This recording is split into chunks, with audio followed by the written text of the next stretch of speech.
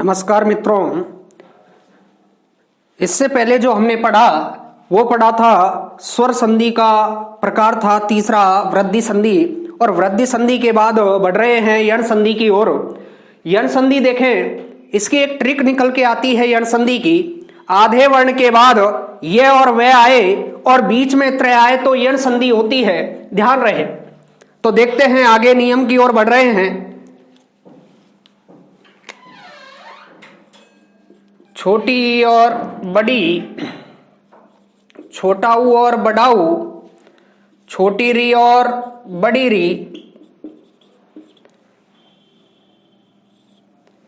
इनके बाद असमान स्वर, इनके बाद असमान स्वर होना चाहिए। तो ई के स्थान पर यह, ऊ के स्थान पर वे और री के स्थान पर रे हो जाता है। कब होता है? जब प्लस के बाद असमान स्वर हो। ध्यान रहे, संधि विच्छेद मैंने कहा था कि संधि विच्छेद का मतलब होता है उल्टा करना। तो ये का उल्टा करेंगे तो ई, वे का उल्टा करेंगे तो ऊ, रे का उल्टा करेंगे तो री। तो ये उल्टा करना संधि विच्छेद कहलाता है। ध्यान रहे, यहां जहां पर यह होगा वह होगा, वहीं से शब्द के क्या करेंगे? टुकड़े करते हैं। और इस ये और वे से पहले आपको आधा वर्ण दिखाई देगा, उस आधे वर्ण में ये और वे का उल्टा जोड़ना है। देखें,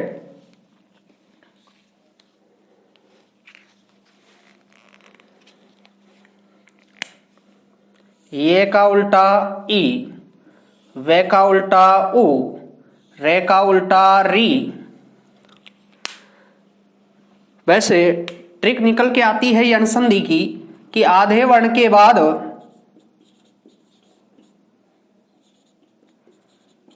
ये और वह हो और बीच में क्या हो? त्रय हो, तो यण संधि कहलाती है। तो देखें, सबसे पहले जो उदाहरण पढ़ेंगे हम वो पढ़ने जा रहे हैं हम ये के। पहला उदाहरण लिया हमने यद्यपि,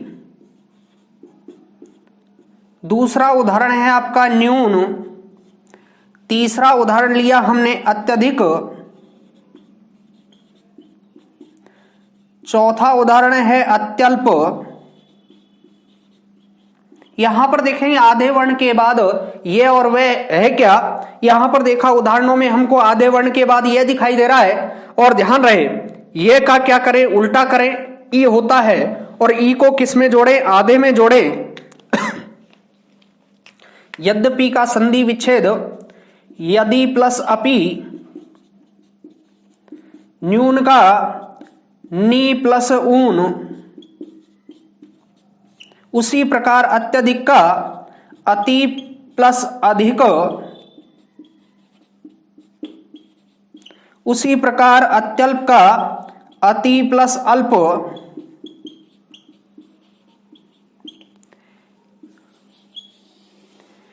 यहां पर इन उदाहरणों में ये और ये के साथ आधा वर्ण जुड़ा हुआ है।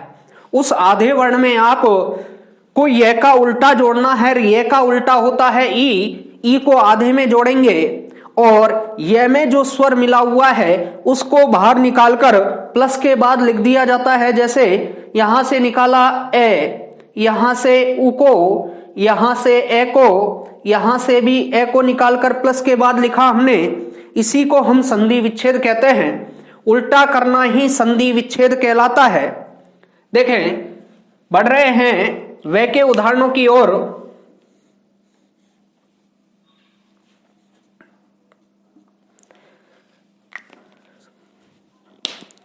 जैसे आता है मध्वरी, जैसे आता है स्वागत,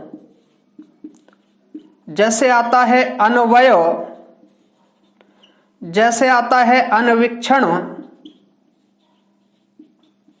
यहां पर देखें आधे वर्ण के बाद वे है क्या? बिल्कुल चारों उदाहरणों में वे है। और वे का उल्टा क्या होता है? ऊ। और ऊ को किस में जोड़ना है? आधे में जोड़ना है। और आधे में जोड़ने के बाद वे में कोई स्वर है, उसको बाहर निकालकर किसके बाद लिखना है? प्लस के बाद लिखना है। देखें, मध्वरी का जब संधि विच्छेद करते हैं, मधु प्लस अरी, स्वागत का जब संधि विच्छेद करते हैं, सु प्लस आगत, अन्वय का करते हैं तो अनु प्लस अय, अन्वीक्षण का करते हैं तो अनु प्लस इक्षण। तो यहां पर हमने देखा कि आधे वर्ण के बाद क्या दिखाई दे रहा है? वे। और आधे वर्ण के बाद ये दिखाई दे, वे दिखाई दे, तो संधि का नाम यण संधि होता है। तो जहां पर वे है, वे का उल्टा करें और उल्टे को आधे वर्ण में जोड़ें। और वे में कोई स्वर है तो उसको बाहर निकालकर किसके बाद लिखें? प्लस के बाद लिखें। उल्टा करना किसका नाम है? संधि विच्छेद का नाम है। आगे देखें रे के उदाहरण। बीच में क्या हो? त्र हो। जैसे आता है पित्राज्ञा,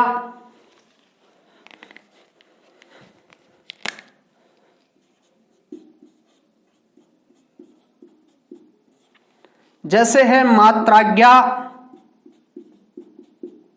जैसे है मात्रानुमति,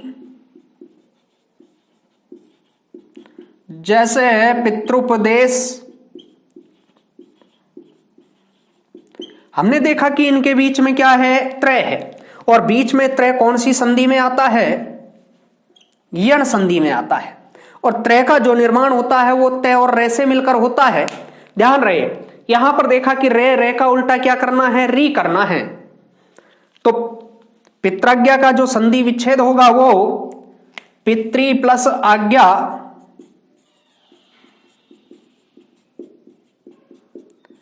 मात्राज्ञा का मातृ प्लस आज्ञा, मात्र अनुमति का मातृ प्लस अनुमति,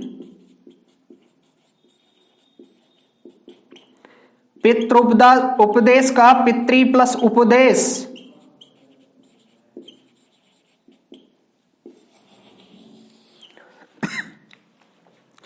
स्वर संधि का चौथा जो प्रकार है यण संधि, एग्जाम की दृष्टि से वेरी वेरी मोस्ट संधि, बहुत ही महत्वपूर्ण संधि, जहां से हर बार एग्जाम में प्रश्न पूछा जाता है और प्रश्न में संधि के नाम और संधि विच्छेद से पूछा जाता है। ध्यान रहे, ई, उ और री के बाद कैसा स्वर हो? ए समान स्वर हो तो ई को ये में, उ को वे में, री को रे में बदला जाता है। और जब संधि विच्छेद किया जाता है तो ये का उल्टा ई, वे का उल्टा उ और रे का उल्टा री कर दिया जाता है। और उल्टा करना ही संधि विच्छेद का नाम है। उल्टा करना ही संधि विच्छेद कहलाता है। यहां पर देखें, यद्यपि, न्यून, अत्यधिक, अत्यल्प, आधे वर्ण के बाद क्या है? ये, मध्वरी, स्वागत, अन्वय, अन्वीक्षण, इनमें आधे वर्ण के बाद क्या है? वे। देखा हमने पित्राज्ञा, मात्राज्ञा, मात्रानुमति, पितृपदेश, इनके बीच में क्या है? त्रय है। बीच में त्रय तो आता है यण संधि में, जबकि अंत में त्रय आता है अयादि संधि में। तो ये थोड़ा ध्यान रहे। आगे की ओर बढ़ रहे हैं। स्वर संधि का जो पांचवा प्रकार है अयादि संधि। और अयादि संधि शब्द ध्वनि, किसी शब्द को बोलने पर आय, आय, आव और आव की ध्वनि निकले तो अयादि संधि होती है।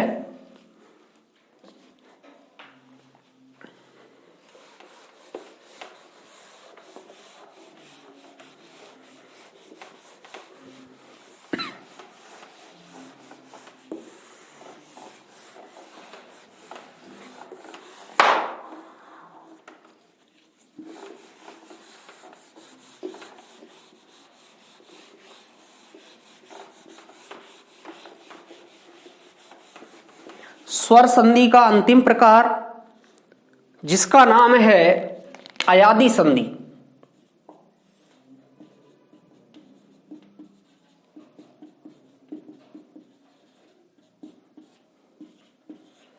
अयादि संधि देखें, शब्द ध्वनि। शब्द ध्वनि की बात करें,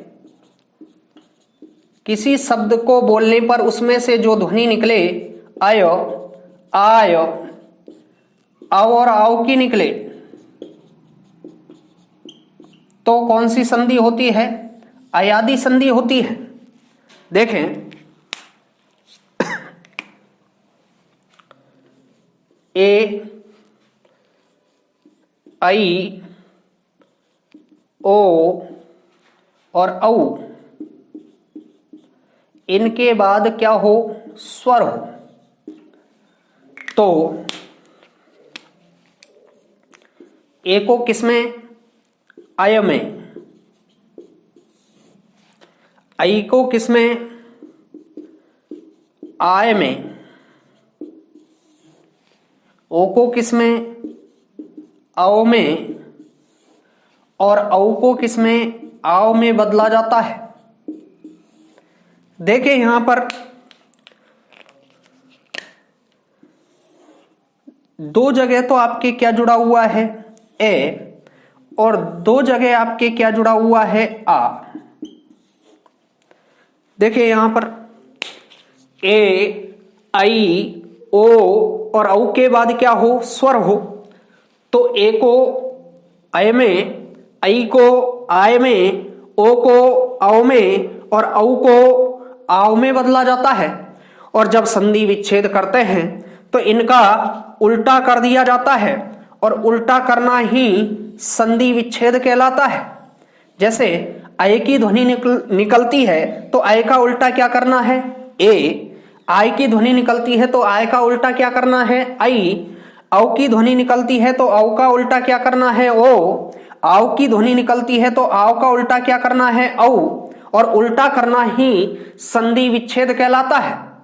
देखें, यह और वैसे पहले आपको ए और आ दिखाई देगा, और जहां पर ए और आ जुड़ा होगा वहीं से शब्द के हम क्या करेंगे? टुकड़े करेंगे। और टुकड़े करेंगे तो क्या जोड़ेंगे? उल्टा जोड़ेंगे। सबसे पहले जो उदाहरण पढ़ेंगे हम आय के उदाहरण पढ़ेंगे।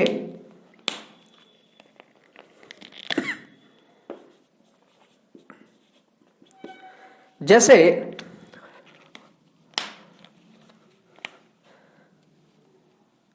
चयन,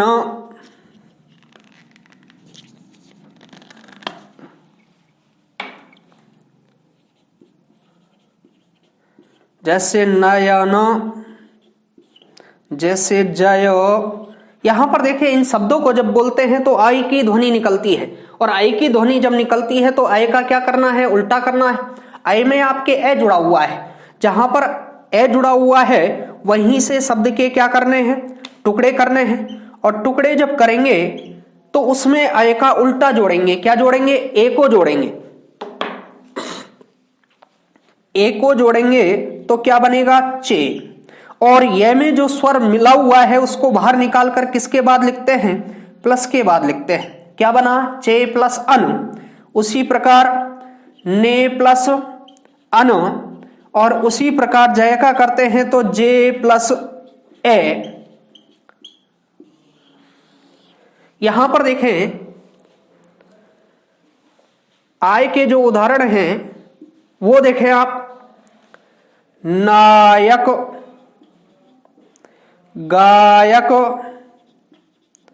विधायक। किसकी ध्वनि निकल रही है? आय की। ध्यान रहे, ये से पहले आपको आ मिलेगा, जहां पर आ है वहीं से शब्द के क्या करने हैं? टुकड़े करने हैं। और आय का उल्टा जोड़ना है। आय का उल्टा क्या है? आई है। आई को कहां पर जोड़ना है? जहां पर आ जुड़ा हुआ है उसी में आपको आई को जोड़ना है। और आई को जब जोड़ेंगे तो नायक का संधि विच्छेद नई प्लस अक, गई प्लस अक, विधई प्लस अक। और यह में जो स्वर है उसको बाहर निकालकर किसके बाद लिखा जाता है? प्लस के बाद लिखा जाता है।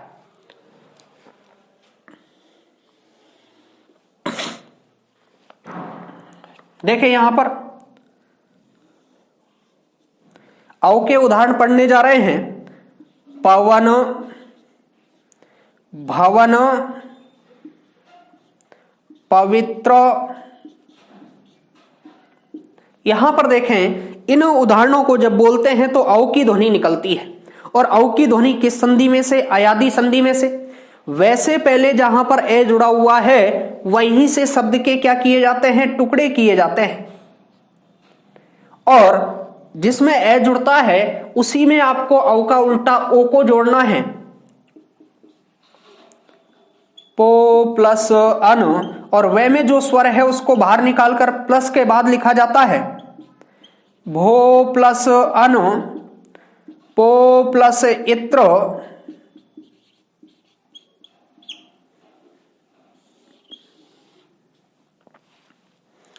इधर देखें। अब उदाहरण है आपके आओ के। जैसे आता है पावक, भावक, भावक, पावन।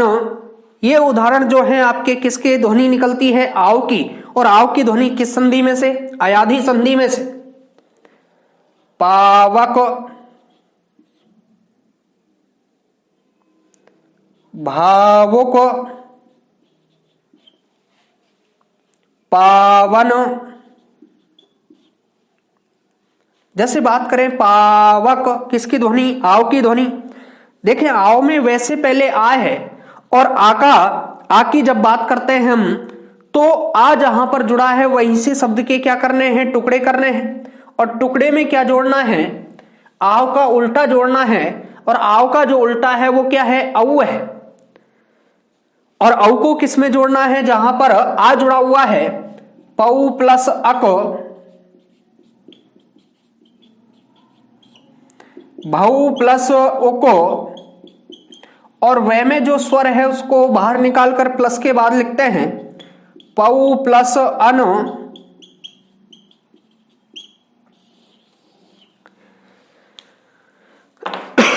अयादी संधि कहती है किसी शब्द को बोलने पर आय, आय, अव और आव की ध्वनि निकले तो अयादी संधि होती है।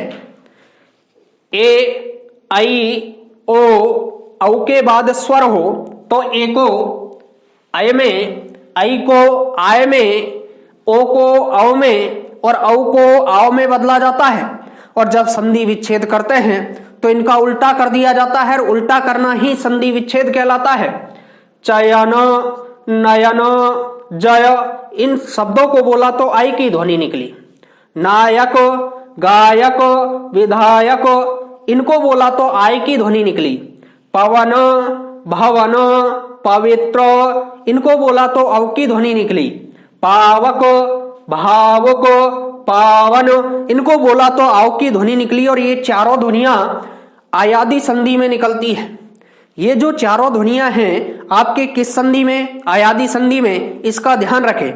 एक जैसे स्वर संधि के 5 प्रकार हैं, दीर्घ, गुण, वृद्धि, यण, अयादी। एक छोटा सा डायग्राम जिससे हम बता सके कि इस शब्द में कौन सी संधि है वो पढ़ेंगे। जैसे पांचों संधियों को हमने विस्तार से पढ़ा, और विस्तार से पढ़ने के बाद एक डायग्राम और बना देते हैं।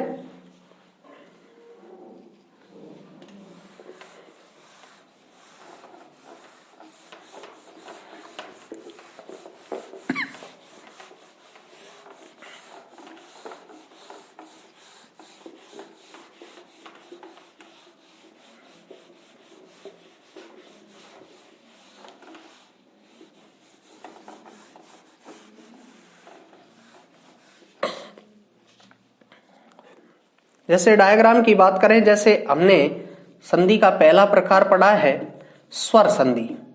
इस स्वर संधि के 5 प्रकार हैं। पहला है आपके दीर्घ, दूसरा है आपके गुण, तीसरा है आपके वृद्धि, चौथा है आपके यण, और 5वां है आपके अयादी। तो देखें, दीर्घ जो संधि है वो कहती है आ बड़ी और बड़ाऊ। ये आपके कौन सी संधि कहती है? दीर्घ संधि। गुण संधि की बात करें हम तो एक मात्रा और अंत में ऊपर कैसा रहे? आधा रहे। ये आपके कौन सी संधि कहती है? गुण संधि कहती है। जबकि वृद्धि संधि कहती है कितनी मात्रा? दो मात्रा। यण संधि कहती है कि आधे वर्ण के बाद क्या हो आपके? ये और वह हो, और बीच में क्या हो? त्रय हो। तो संधि कौन सी कहलाती है? यण संधि कहलाती है। और अयादि संधि कहती है शब्द ध्वनि। और वो शब्द ध्वनि किसकी निकले? आय की, आय की, आओ की और आओ की निकले तो संधि कौन सी होती है? अयादि संधि होती है। तो इसका ध्यान रहे। ये छोटा सा डायग्राम बनाया हमने। स्वर संधि के हमने 5 प्रकार पढ़े। पहला पढ़ा दीर्घ, दूसरा पढ़ा गुण, तीसरा पढ़ा वृद्धि, चौथा पढ़ा यण और पांचवा पढ़ा अयादि। पहला दीर्घ, दूसरा गुण, तीसरा वृद्धि, चौथा यण, पांचवा अयादि। दीर्घ कहती है आ बड़ाई बड़ी बड़ाऊ। कौन सी संधि कहलाती है? दीर्घ। एक मात्रा और अंत में ऊपर आधा रह लगा हो तो गुण। दो मात्रा कहते हैं वृद्धि को। आधे वर्ण के बाद यह और वह आए और बीच में त्रय आए तो यण।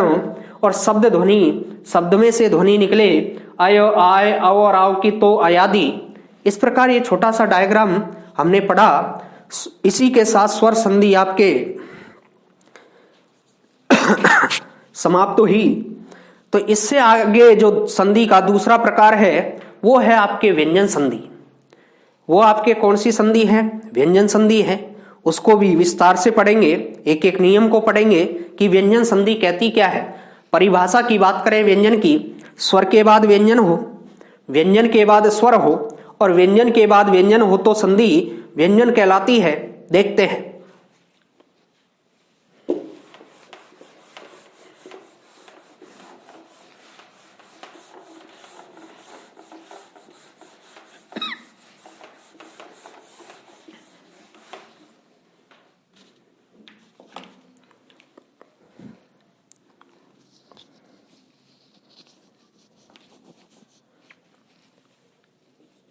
दूसरा जो संधि का प्रकार है वो है व्यंजन संधि।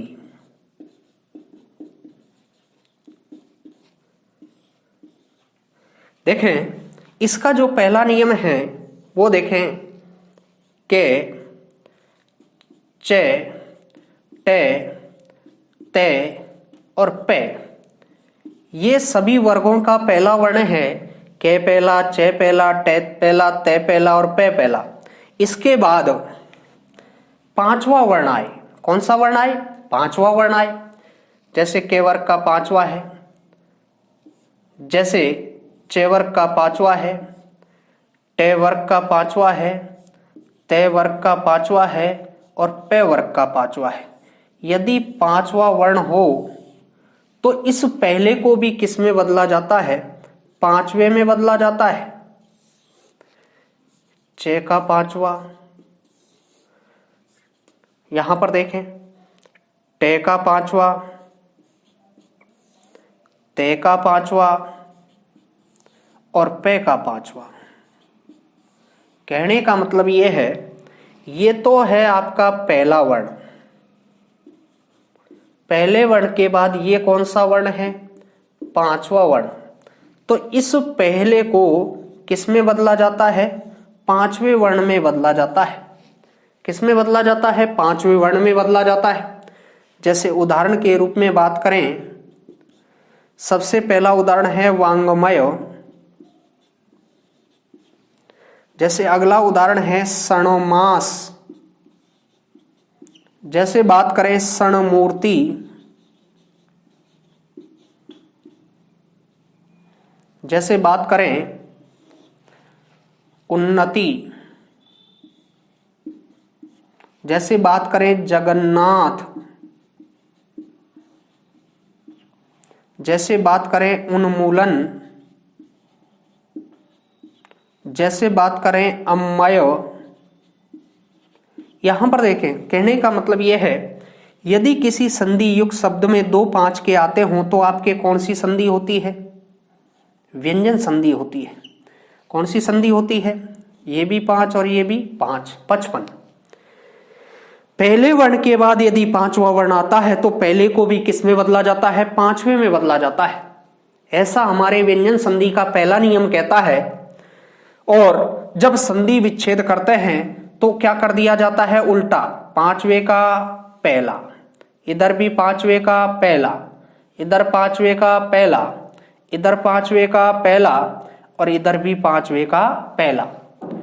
और उल्टा करना मैंने बताया था कि आपको उल्टा करना क्या कहलाता है? संधि विच्छेद कहलाता है। हम देखें, जहां पर आधा 5 है उस आधे 5 को जब संधि विच्छेद करेंगे तो संधि विच्छेद में उस आधे 5 को, कौन से वर्ग का 5वां आधा है उसको पहले में बदलना है। जैसे ये ण है, ये किस वर्ग का है? क वर्ग का। तो इस 5वें को किस में बदलना है? पहले में बदलना है।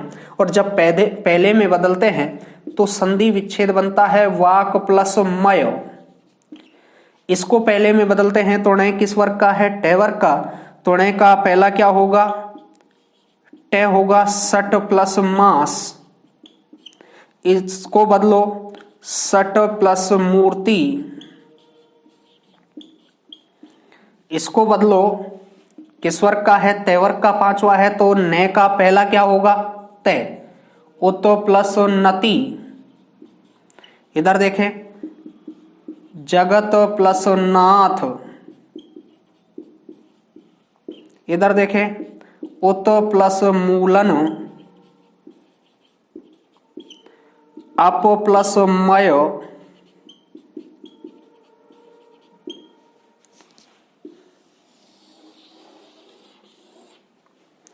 इधर देखें व्यंजन संधि का पहला नियम पढ़ा हमने। पहला नियम कहता है कि पहले वर्ण के बाद यदि 5वां वर्ण है तो पहले को भी किस में बदला जाता है? 5वें में बदला जाता। पहले को 5 और 5 को पहला। ध्यान रहे, संधि युक्त शब्द में तो आधा 5 होगा। कौन सा 5 होगा? आधा 5। और जब संधि विच्छेद करेंगे तो उस आधे 5 को किस में बदलना है? पहले में बदलना है। वही हमने किया है।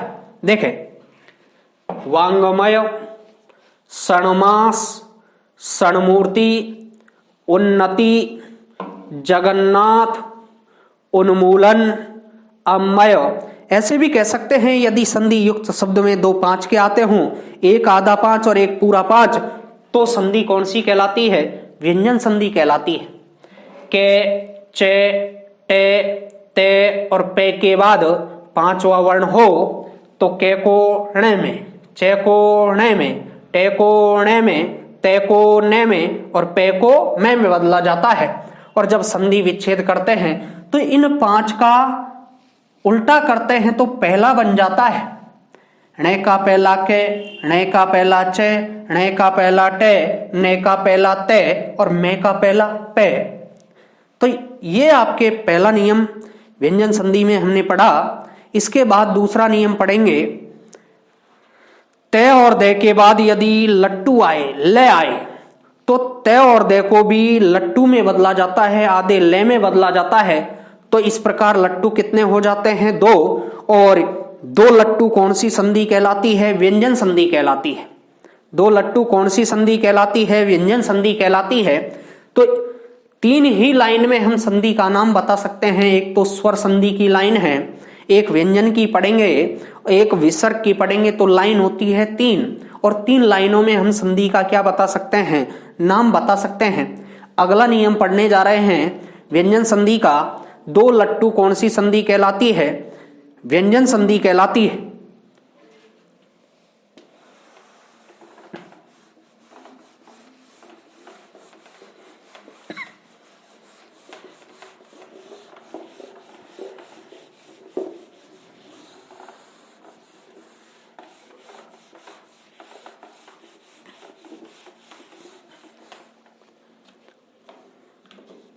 देखें दूसरा नियम व्यंजन संधि का,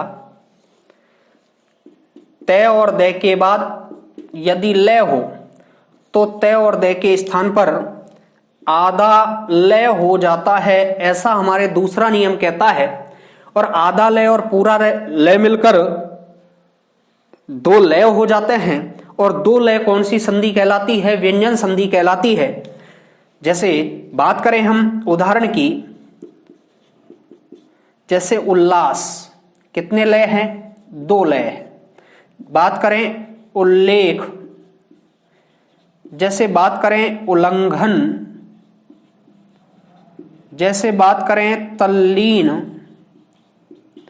इन उदाहरणों में हमने देखा कि कितने लय हैं? दो लय हैं। एक आधा लय और एक कैसा लय है? पूरा लय है। और दो लय या दो लट्टू कौन सी संधि कहलाती है? व्यंजन संधि कहलाती है। और मैंने कहा था कि जब संधि विच्छेद करें तो क्या किया जाता है? उल्टा किया जाता है। इस आधे लय को एक बार तो तय में लिखा जाता है और एक बार दय में लिखा जाता है। तो उल्लास का जब संधि विच्छेद करेंगे तो आधे लय को एक बार किसमें? तय में, उत प्लस लास, और एक बार किसमें लिखेंगे? दय में, उद प्लस लास।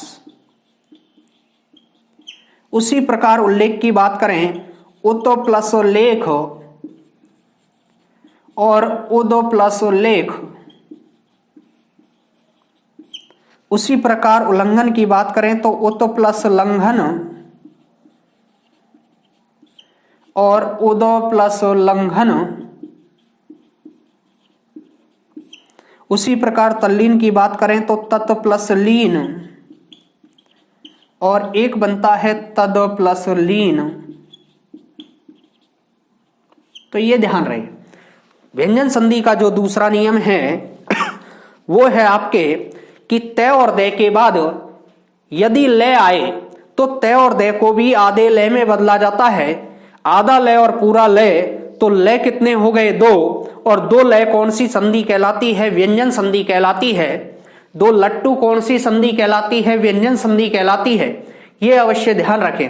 उल्लास, उल्लेख, उल्लंघन, तल्लीन, इन चारों जो उदाहरण हमने पढ़े हैं इनमें कितने लट्टू हैं? दो लट्टू हैं।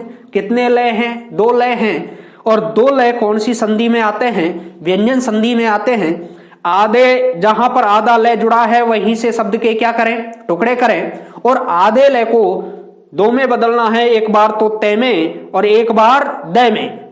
तो ये अवश्य ध्यान रखें। उल्लास का उत प्लस लास और उद प्लस लास, उल्लेख का उत प्लस लेख, उद प्लस लेख, उल्लंघन का उत प्लस लंघन, उद प्लस लंघन, तल्लीन का तत् प्लस लीन और तद प्लस लीन। ये आपके व्यंजन संधि का कौन सा नियम? दूसरा नियम है। आगे की ओर बढ़ रहे हैं हम। तीसरा नियम जो आपके व्यंजन संधि का है कि तय और दय के बाद चम्मच और छाता आए। तय और दय के बाद यदि चम्मच और छाता आए तो तय और दय के स्थान पर आधा चय हो जाता है। तय और दय के बाद स्थान पर आधा चय हो जाता है। और आधा चय भी कौन सी संधि कहलाती है? व्यंजन संधि कहलाती है। पढ़ने जा रहे हैं व्यंजन संधि का तीसरा नियम।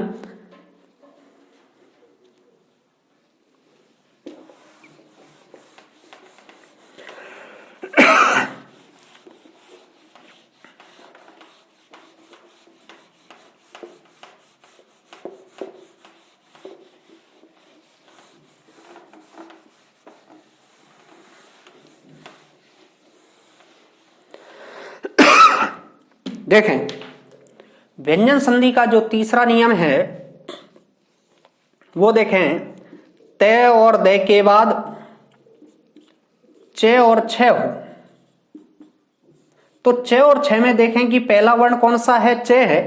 तो तय और दय दोनों के स्थान पर आधा चय हो जाता है। और आधा चय कौन सी संधि? व्यंजन संधि कहलाती है। और जब संधि विच्छेद करते हैं तो आधे चय का उल्टा कर दिया जाता है। एक बार तो तय में लिखा जाता है और एक बार दय में लिखा जाता है। तो ये अवश्य ध्यान रखें व्यंजन संधि में। जैसे उदाहरण की ओर बढ़ें तो उदाहरण है पहला उच्चारण,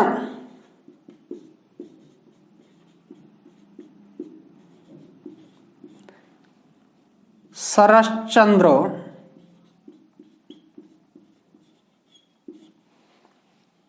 उच्छेद। तो यहां पर देखें उत प्लस चारण और उद प्लस चारण। आगे देखें शरत प्लस चंद्र और शरद प्लस चंद्र, उत प्लस छेद,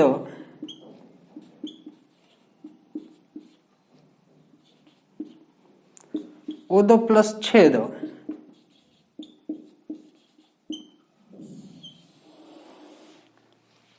तो यहां पर देखें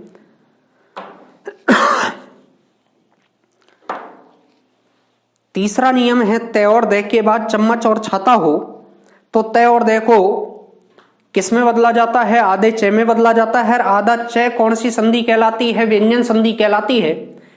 पहला नियम पढ़ा कि बीच में आधा 5 हो तो संधि व्यंजन, दूसरा पढ़ा 2 लट्टू हो तो संधि व्यंजन, तीसरा पढ़ा आधा च हो तो संधि व्यंजन।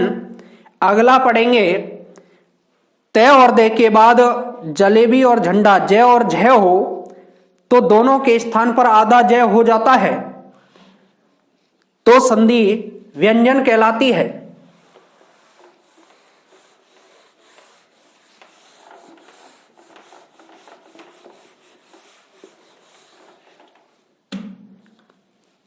व्यंजन संधि का चौथा नियम है तय और दे के बाद जय और झय हो तो तय और दे के स्थान पर आधा जय हो जाता है।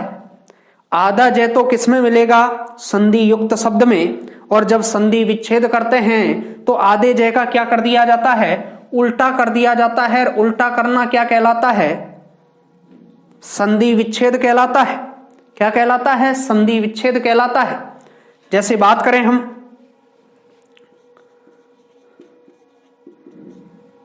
सज्जन,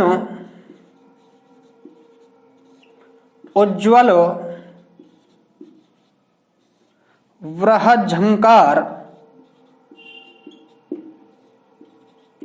महज झंकार,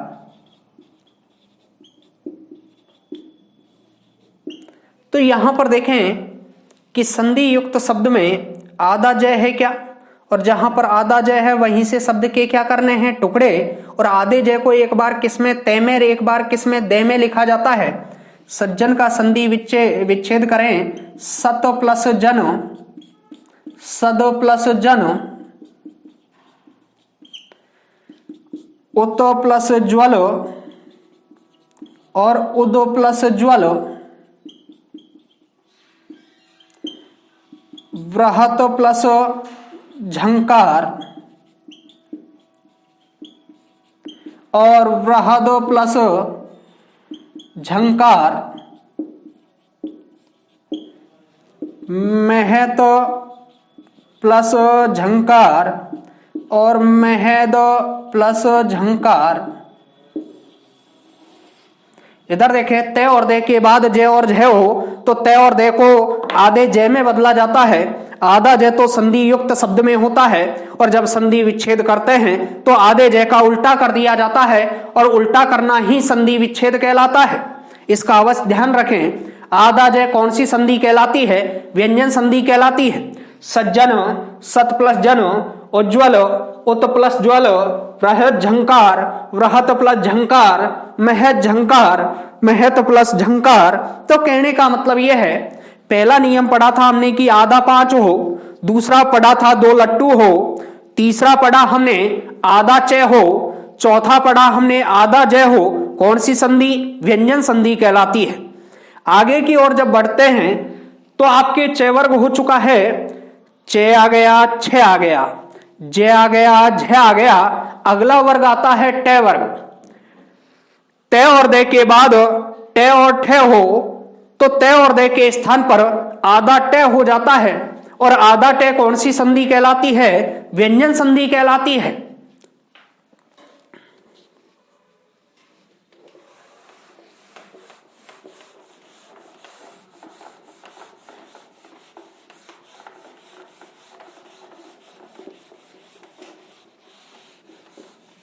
देखें अगला नियम, व्यंजन संधि का 5वां नियम है, तय और दे के बाद टमाटर और ठटेरा हो। तो टमाटर ठटेरा में देखें कि पहला वर्ण कौन सा है? टे है। तो तय और दे के स्थान पर क्या होगा? आधा टे हो जाता है, और आधा टे कौन सी संधि कहलाती है? व्यंजन संधि। और जब संधि विच्छेद करते हैं तो तय और टे का आधा, टे का उल्टा कर देते हैं तय और दे, और उल्टा करना ही क्या कहलाता है? संधि विच्छेद। तय और दे के बाद टे और ठे हो, तो तय और दे के स्थान पर आधा टे हो जाता है, और जब संधि विच्छेद करते हैं तो आधे टे का तय और दे हो जाता है। उल्टा करना ही संधि विच्छेद कहलाता है। जैसे उदाहरण की बात करें, तट्टिका, मट्टिका, वृहट्टिका। जहां पर आधा टे है वहीं से शब्द के क्या करें? टुकड़े करें, और आधे टे को किस में बदलें? एक बार तो ते में और एक बार दे में। तत् प्लस टीका, तद प्लस टीका, मत प्लस टीका और मद प्लस टीका, वृहत प्लस टीका और वृहद प्लस टीका। तय और दे के बाद टे और ठे हो, तो तय और दे के स्थान पर आधा टे हो जाता है। आधा टे कौन सी संधि? व्यंजन संधि कहलाती है। जब संधि विच्छेद करते हैं तो आधे टे को तय और दे में बदला जाता है, उल्टा कर दिया जाता है। आधे टे का उल्टा तय और दे। पहला जो नियम पढ़ा था आधा 5, दूसरा पढ़ा 2 लट्टू, तीसरा पढ़ा आधा चे, चौथा पढ़ा आधा जे, पांचवा पढ़ा आधा टे, और छठा जो पढ़ेंगे आधा डे। कौन सी संधि? व्यंजन संधि।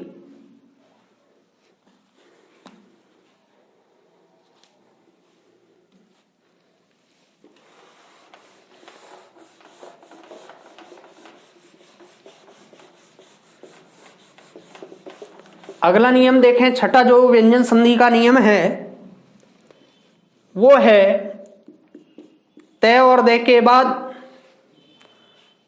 डमरू और ढक्कन हो। तो डमरू और ढक्कन में देखें डे और ढे में पहला वर्ण क्या है? डे।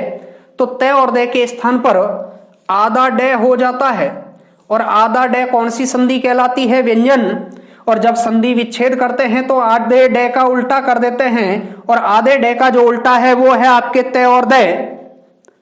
तो उदाहरण के रूप में देखें, उड्डयन, भवडमरू,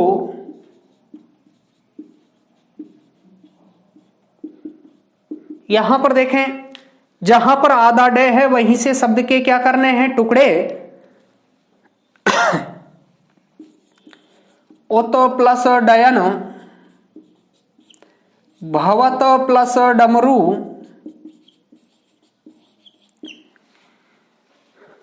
तय और दे के बाद डे और ढे हो, तो तय और दे को आधे डे में बदला जाता है। आधा डे कौन सी संधि? व्यंजन संधि। संधि युक्त शब्द में तो आधा डे होगा, और जहां पर आधा डे होगा वहीं से शब्द के क्या करते हैं? टुकड़े, और आधे डे को उल्टा कर देते हैं। और आधे डे का जो उल्टा है वो है तय और दे। एक बार तो तय में और एक बार दे में लिखा जाता है। ये आपके व्यंजन संधि का जो है वो छठा नियम है। व्यंजन संधि में अब तक हम 6 नियम पढ़ चुके हैं। पहला पढ़ा हमने आधा 5, दूसरा पढ़ा हमने 2 ले, तीसरा पड़ा आधा च, चौथा पड़ा आधा ज, पांचवा पड़ा आधा ट, छठा पड़ा हमने आधा ड।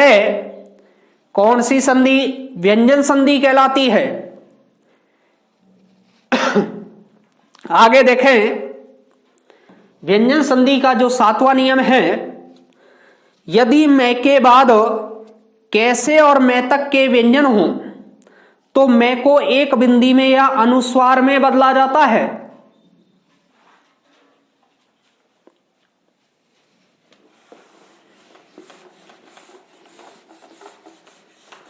व्यंजन संधि का 7वां नियम,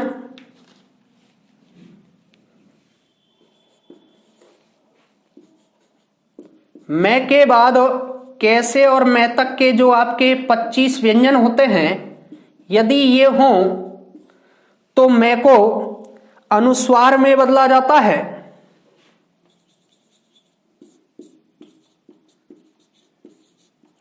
और जब संधि विच्छेद करते हैं तो एक बिंदी को मैं में बदला जाता है।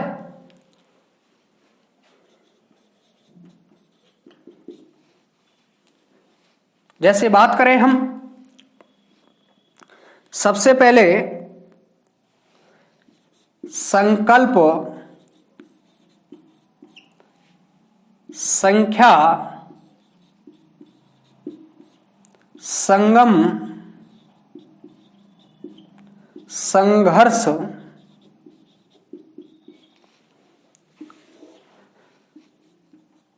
संचय, संजीवन, गुंजन,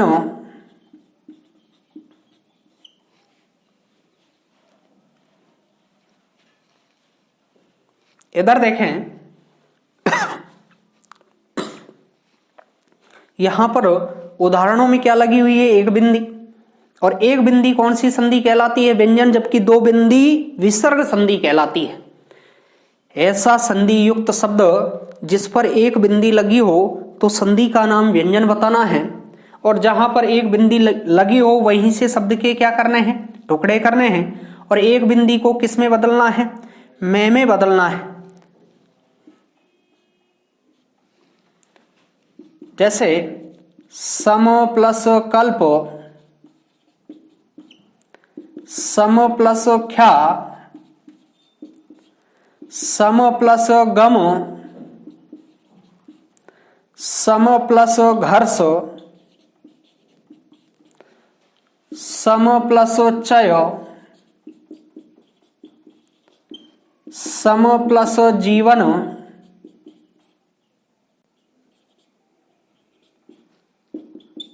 गुम प्लस जन,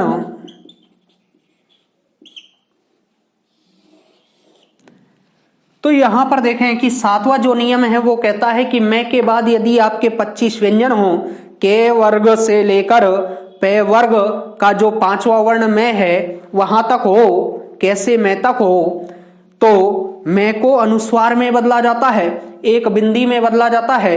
और एक बिंदी व्यंजन संधि। पहला नियम आधा 5, दूसरा नियम 2 लय, तीसरा नियम आधा च, चौथा नियम आधा ज, पांचवा नियम आधा ट, छठा नियम आधा ड, सातवां नियम एक बिंदी, और 8वां नियम भी एक बिंदी। क्योंकि 33 व्यंजन होते हैं, उन 33 व्यंजनों में से अभी हमने 25 व्यंजन लिए हैं, अभी आपके 8 व्यंजन बाकी हैं। आपके येरेलेवे और तीनों से और है, ये अगले वाले नियम में है जो आपका 8वां नियम है। अगला जो 8वां नियम है वो कहता है कि मैं के बाद यदि आपके 8 व्यंजन हो, येरेलेवे और से और है हो, तो मैं को किस में बदला जाता है? अनुस्वार में बदला जाता है।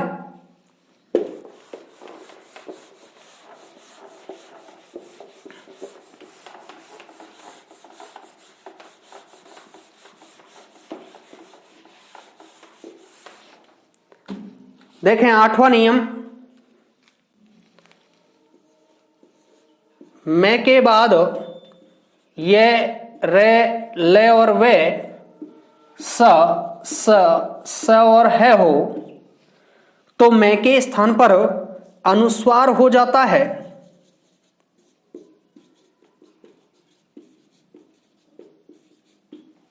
जब संधि विच्छेद करते हैं तो अनुस्वार को मैं हो जाता है। देखिए उदाहरण, संयोग, संरचना, संलग्न,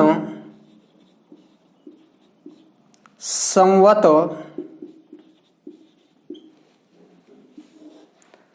संशय, संहार,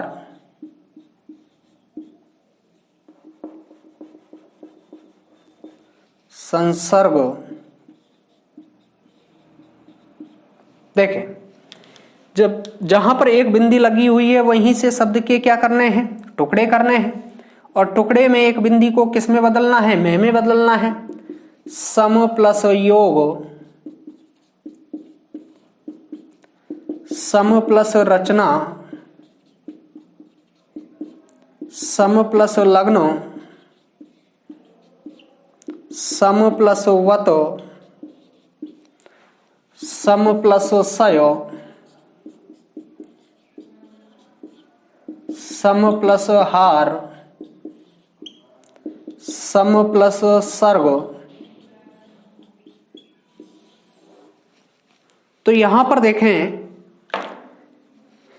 ये दो अनुस्वार, एक तो 7वें नियम में अनुस्वार और एक 8वें नियम में अनुस्वार। दो नियम आपके किसके हैं, अनुस्वार वाले नियम हैं। एक में तो 25 वर्ण और फिर दूसरे नियम में 8 वर्ण और दोनों मिलकर 33 व्यंजन होते हैं। कहने का मतलब यही है कि आधा 5 व्यंजन, 2 लय व्यंजन, आधा च व्यंजन, आधा जय व्यंजन, आधा ट व्यंजन, आधा ड व्यंजन, एक बिंदी व्यंजन और एक बिंदी व्यंजन। इस प्रकार हम एक लाइन पढ़ेंगे अंत में व्यंजन संधि के, उस एक लाइन से हम क्या बता सकते हैं, संधि का नाम बता सकते हैं। ये ध्यान रहे, मैं के बाद ये रे वे और स और है में से हो तो मैं को अनुस्वार में बदला जाता है। संयोग, संरचना, संलग्न, संवत, संशय, संहार, संसर्ग। तो ये देखें, एक बिंदी कौन सी संधि कहलाती है, व्यंजन संधि कहलाती है। इसका विशेष ध्यान रखें। आज की क्लास में इतना ही पढ़ेंगे क्योंकि इतना पर्याप्त है। तो अगली जो क्लास होगी उसमें ध्यान रहे, व्यंजन संधि में आपके 15 नियम हैं। अब तक जो हमने 8 नियम पढ़े हैं वो याद होने चाहिए, समझ में आने चाहिए। तो अगली जो क्लास होगी वो आपकी होगी 9वें नियम से स्टार्ट